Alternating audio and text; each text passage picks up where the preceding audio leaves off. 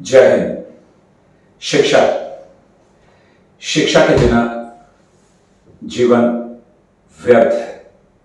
शिक्षा के दो माध्यम हैं और दोनों ही माध्यम की हम में से हर किसी को आवश्यकता होती है।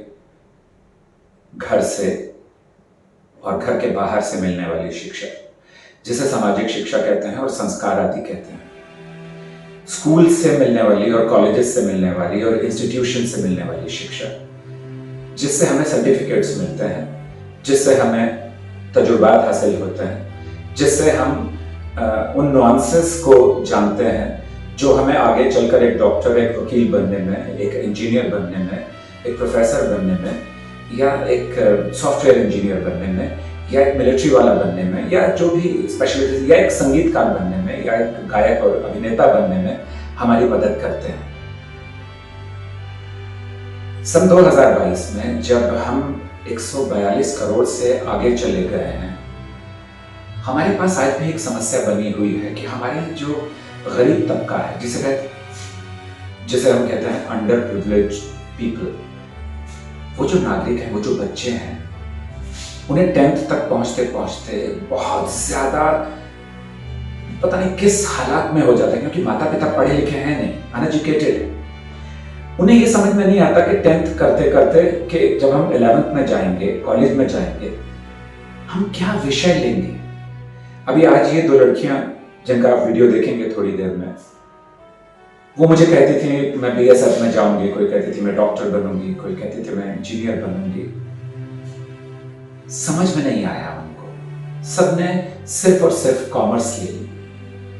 शायद किसी ने ऐसा बता दिया, उन्होंने जाकर फिर अपने घर वालों को बताया, घर वालों ने कहा भाई हमें तो समझ नहीं है, पर क्योंकि बैंक में काम मिल रहा है और सरकारी काम है तो तुम कॉमर्स ही ले लो। समस्या ये है। अब उन्होंने मुझसे आकर कहा कि कॉलेज में जो भी पढ़ा है हमें कुछ समझ में नहीं आ रहा, हमें ट्यूशन जाना पड़ता है, हम और वो गरीब है, वो ऐसे कॉलेज ढूंढ रहे हैं अभी, क्योंकि स्कूल तक की तो पढ़ाई सरकार ने मुफ्त में दे दी। अब वो कॉलेज ऐसे ढूंढ रहे हैं जिसमें कम से कम पैसा लगे, लेकिन नहीं पता हमें करना क्या है।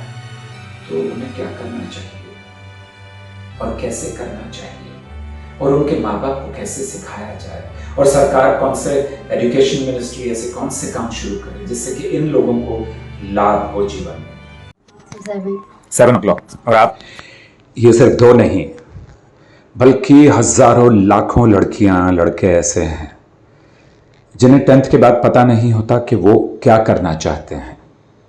ये लड़की जो है, ये मुझे कहती थी मुझे दुनिया में कुछ भी हो जाए, मुझे BSF में जाना है।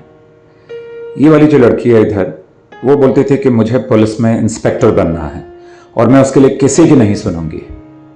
आज दोनों ही कॉमर्स लेकर बैठी हैं।